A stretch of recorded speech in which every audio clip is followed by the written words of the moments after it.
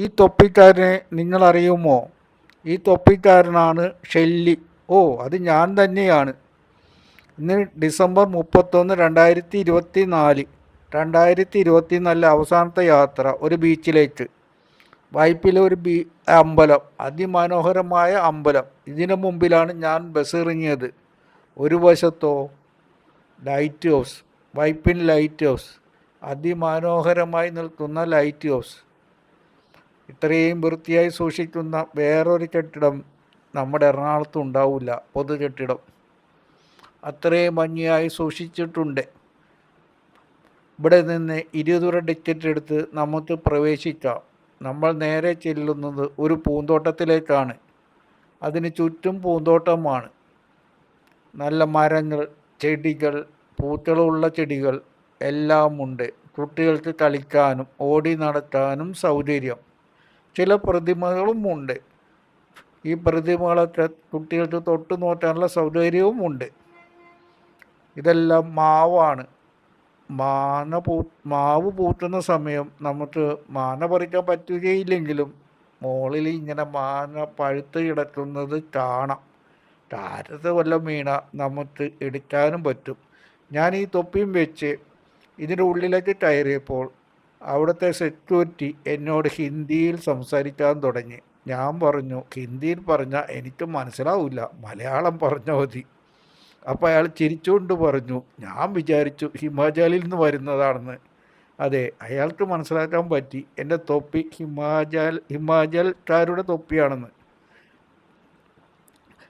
സാധാരണ ഇവിടുത്തെ മിക്കവാറും മലയാളികൾക്കും ഓരോ രാജ്യത്തെയും തൊപ്പികൾ തിരിച്ചറിയാൻ കഴിയുന്നില്ല എന്നുള്ളത് ഒരു സത്യമാണ്. അവർ യാത്ര പോരാത്തതുകൊണ്ടുള്ള കുഴപ്പമാണത്. അവിടെ ഒരു ആനയുണ്ട്, നല്ല ഭംഗിയുള്ള ആന. ഈ ആനയും തൊട്ട് കുട്ടികൾക്ക് കളിക്കാം. തോട്ടം നോക്കൂ, എന്ത് ഭംഗിയുള്ള തോട്ടമാണെന്ന്. നമ്മുടെ വീടുകളിൽ പോലും നമുക്ക് 1-2 ചെടികൾ വരെ വെച്ച് പിടിപ്പിക്കാൻ സാധിക്കില്ല. അപ്പോഴാണ് ഇവർ ഒരു തോട്ടമായി വെച്ച് പിടിപ്പിച്ച് പൂക്കളെയും കാണിച്ച് നമുക്ക് തരുന്നത്. പോകുന്നവർ ദയവ് ചെയ്ത് പൂക്കൾ പറിക്കരുതേ, അത് മോശം സ്വഭാവമാണ്. ഞാൻ ഈ തോട്ടത്തിൽ നിന്ന് ലിഫ്റ്റ് വഴി മുകളിലേക്ക് പോകാൻ വേണ്ടി ഞാൻ ലിഫ്റ്റിൻ്റെ മുമ്പിൽ വന്നു. അവിടുത്തെ സ്റ്റെയർ കേസ് വളരെ മിനുസമാണ്. വെള്ളമുണ്ടെങ്കിൽ നമ്മൾ തെന്നി വീഴും. അത് യാത്രക്കാർ സൂക്ഷിക്കണം. വീണാൽ താഴെ വരെ എത്തും, നട്ടെല്ലൊടിയാൻ സാധ്യതയുണ്ട്. അതുകൊണ്ട് എല്ലാവരും സൂക്ഷിച്ചേ അതിൻ്റെ ഉള്ളിൽ കയറി നടക്കാവും. അത്രയും മിനുസമായതുകൊണ്ടുള്ള കുഴപ്പമാണ്. ഈ കെട്ടിടം മത്സ്യത്തൊഴിലാളികളെ റീഹാബിലിറ്റേഷൻ നടത്താൻ വേണ്ടിയുള്ള കെട്ടിടമാണ്. എന്തെങ്കിലും ദുരിതം വരുമ്പോൾ അവർക്ക് ഇവിടെ വന്ന് താമസിക്കാം. ഇതാ നോക്കൂ, ഞാൻ മുകളിലെത്തി. മുകളിലുള്ള കാഴ്ചയാണ്. ചുറ്റും നടന്ന് നമുക്ക് കാണാം, ഫോട്ടോകൾ എടുക്കാം, വീഡിയോകൾ എടുക്കാം, അവിടെ സംസാരിച്ചിരിക്കാം, നല്ല കാറ്റും കിട്ടും. പക്ഷേ ശ്രദ്ധിക്കേണ്ടത് 1 മണിക്കൂറിനുള്ളിൽ ഇറങ്ങിപ്പോണം. ഞാൻ കടലിലോട്ട് നോക്കി. ഭൂമി ഉരുണ്ടതാണോ പരന്നതാണോ? എനിക്ക് പരന്നതായിട്ട് തോന്നി. പണ്ട് ഭൂമി ഉരുണ്ടതാണെന്ന് പറഞ്ഞ ഗലീലിയോയുടെ അനുഭവം നമ്മൾക്കറിയാമല്ലോ. അച്ഛന്മാർ പരത്തിയ ഭൂമി ഗലീലിയോ ഉരുട്ടി.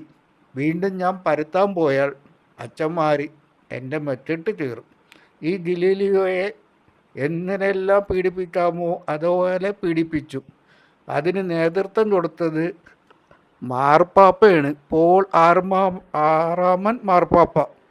അദ്ദേഹത്തെ ഇന്ന് ആരെങ്കിലും ഓർക്കോ? ഗലീലിയോ ഇന്നും നമ്മുടെ മുന്നിൽ തലയെ ഉയർത്തി നിൽക്കുന്നു. നമ്മൾ അദ്ദേഹത്തെ ബഹുമാനത്തോടെ സയൻറ്റിസ്റ്റായിട്ട് തന്നെ കാണുന്നു. അതുകൊണ്ട് നമ്മൾ ബഹുമാനിക്കേണ്ടത്, നമ്മൾ കടപ്പെടേണ്ടത് നമ്മുടെ ശാസ്ത്രജ്ഞന്മാരോടാണ്, പുരോഹിതന്മാരോടല്ല. അവർ നമ്മളെ പലതും പഠിപ്പിക്കും, സത്യമല്ലാത്തത്. സത്യം കണ്ടുപിടിക്കുന്നത് ശാസ്ത്രജ്ഞന്മാരാണ്. പക്ഷേ ശാസ്ത്രജ്ഞർ പറയുന്നത് നാളെ തെറ്റിയെന്ന് വരാം. ആ തെറ്റ് അവർ അംഗീകരിക്കുകയും ചെയ്യും.